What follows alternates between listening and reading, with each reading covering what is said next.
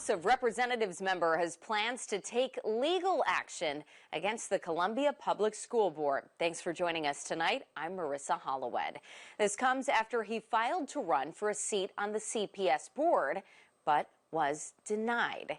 ABC 17's Marina Diaz is joining us live in studio tonight. And Marina, you spoke with House Rep Chuck Basye, Columbia Public Schools, and a legal expert for this story. Marissa, the issue stems from the fact that Basye told me he attempted to file on December 27th, which was the last day to file an application to be on the ballot. However, CPS says due to the holiday break, Basye had to make an appointment to submit his filing before the 22nd.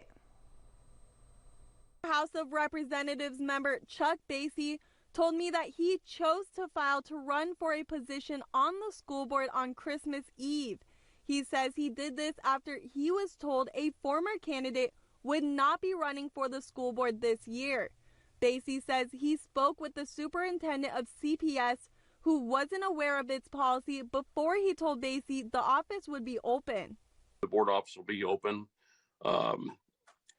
Tuesday. You can go ahead and show up and file. So that was great.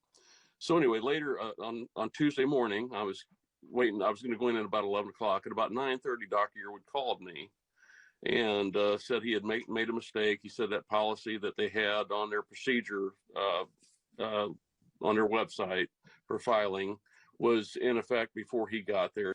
On Columbia Public Schools' website, it states candidate filing opens on December 6th at 8 a.m. and closes on December 27th. The website also clearly states that filing will not occur during the holiday break, which is December 23rd through the 26th, and says that since the last day to file is the 27th, which is still a district holiday, candidates who wish to file on the last day must make an appointment by 4 p.m. on the 22nd.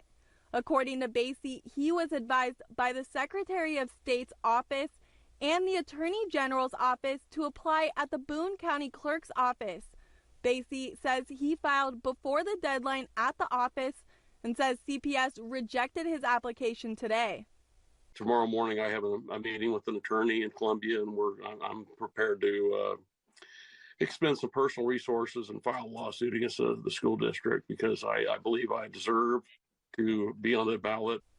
Michelle Baumstark with CPS told me in a statement, it comes down to Basye did not set an appointment by the deadline as outlined in the publicly posted filing procedures. Baumstark says they are looking into whether or not Basye's attempt to file is legal. She also says the filing isn't candidate certification and that candidates must be certified in order to appear on the ballot, which requires multiple steps. Marissa, I spoke to Bill Tackett, a Columbia-based lawyer, and he told me that at first glance, he does not believe that CPS's appointment-only filing is in violation of state law, but he says it could be challenged under constitutional grounds. All right, Marina, thank you. The Board of Education does have to authorize a notice of election and the sample ballot before candidates are officially placed on the ballot, which the board does not plan to do until its regularly scheduled meeting. That happens January 9th.